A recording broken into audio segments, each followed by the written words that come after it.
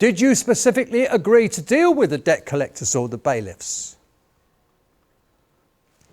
Well, no. What right have they got to bother you? No right whatsoever. If someone pays off a debt on your behalf, they would be stupid not to have contacted you first in order to agree, one, that you agreed you actually owed it, and if they paid it off on your behalf, that you would pay them back.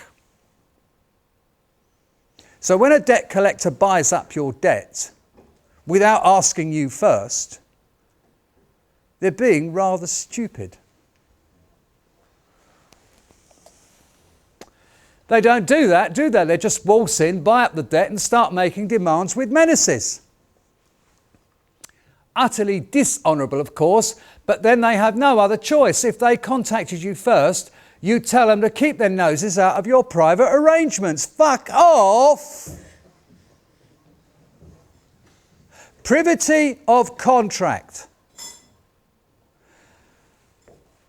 No one has any standing in a contractual situation except the two parties to the contract. A third party only has standing if both of the two parties to the contract agree. Privity of contract.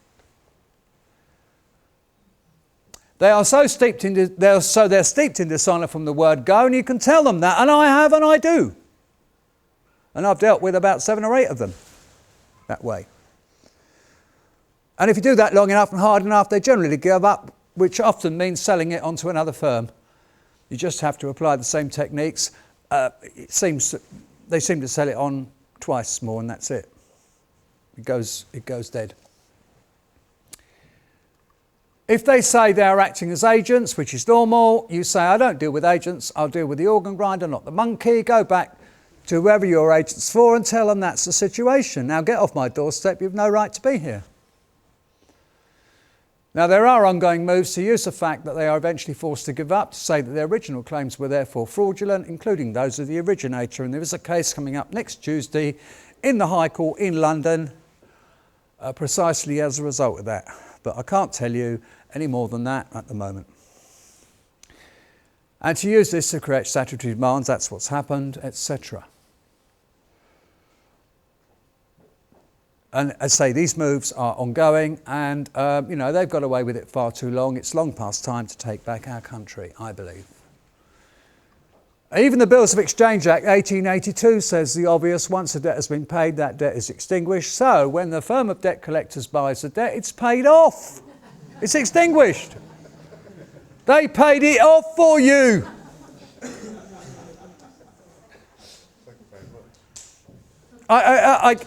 Fredericks International wrote to me about their debt collectors. They wrote to me. And I said, go away, I've got no contract with you. So their in-house solicitors, Brian Carter and Company, wrote to me. Okay? You need... So I wrote back a notice of cuntishness and consequent fee schedule, which is on my website. And I said to Brian Carter, if you're involved in this ridiculous situation, you must be a mentally retarded wanker.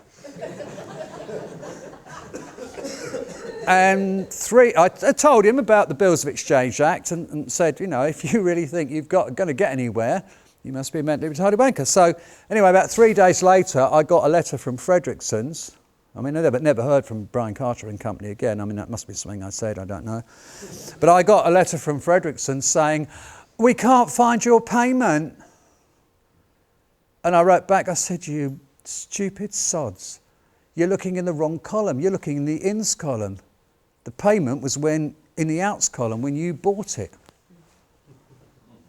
Never heard from them again from that day to this.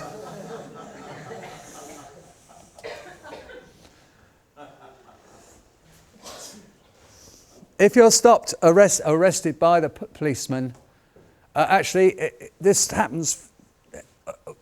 Forget that's non-common law only. No, in all cases. There are 3 golden rules if you're stopped by a policeman. If you're arrested by a policeman. Say nothing is the first rule. The second rule is to say nothing. And the third rule is to say nothing. If you say anything, you will hang yourself. If you can afford the time to spend in the cells, don't give them your name under any circumstances. You can say, I haven't got one. I'm not accepting liability for a name. They may even, if they search you, they may even find a credit card on you and say, well, that's your name. You say, well, what right have you got to associate that name with me? Well, I found that credit card on you, so what? I might have stolen it. Why don't you charge me with stealing it? How can they charge you with stealing it when they don't know your name? Never mind, you know, this causes them like little...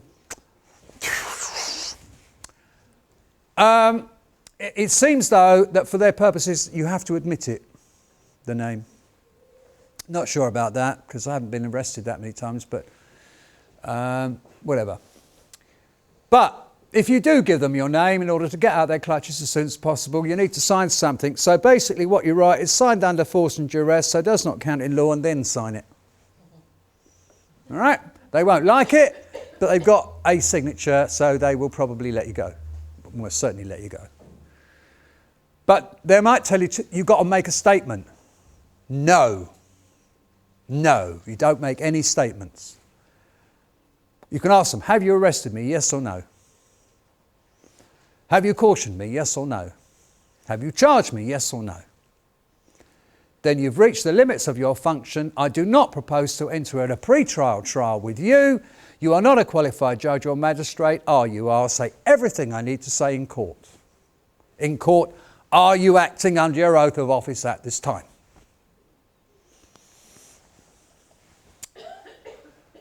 That'll do for now. I'm almost at the end. You have to think free 24 hours a day, 7 days a week, 365 days a year. You have to act through. You have to get your mindset right. It's fundamentally what it amounts to. You have to take personal responsibility. I've already been through this. We're working on the commercial lien process. And again, I go lien.fmotl.com. With regard to debt collectors, debtbus.fmotl.com will get you to a free, downloadable, only works on Windows, I'm afraid, not Macintoshes, but it might work on a Windows X partition on a Macintosh. I haven't tried that. It's a free, downloadable program which you put in just the basics of the matter when you've got a letter from some debt collectors or whatever. There's a space for putting in the details and your own details, and it will write letters for you, personalised letters for you, which all you have to do is to sign. But you should make sure that when you send these letters, you do know what it's saying. So read it very carefully first and make sure you understand it. And the other thing is that it will also then prompt you to send follow-up letters and so on, and it keeps a track of it, and it also explains how to do it with making sure that they sign for these letters so that you can prove that they've received them. There are now thousands of doing this in the UK alone. There's every reason to suspect now that when a DCA receives one of our letters, they groan, oh no, not another one. Like, for example, go back to that You Are Not Alone, and Barbara Tete is going, another one. Right? I have never in 2 years of doing this had seen or had one reply from anyone that actually made sense back from them. Right, there's some handy links. They all end in fmotl.com, freeman-on-the-land, initials of .com, reality.forum.radio.debtbus.freedom. Freedom. Gives you a link to this presentation. So that's probably the only one you need to remember. Freedom. Sorry? Is it all in your book? No, only the forum's in the book. Can you not remember freedom? Please. Emails, I'll email with a list of all the links. Okay, fine.